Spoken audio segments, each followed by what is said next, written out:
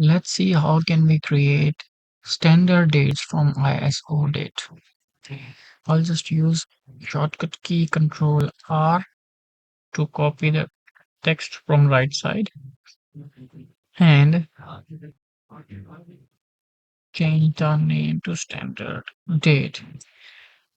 And I'll again use the formula text cell reference and I'll use a format YY0000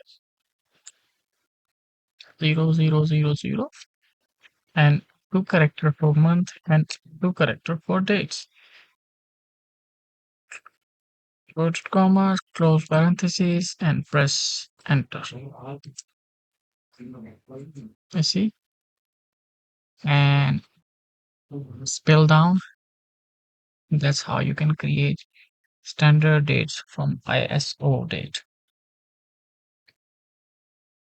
And if I multiply this with 1, this again is converted to number. And if I format painter this one, that's how you can create standard dates from ISO date. Thank you so much.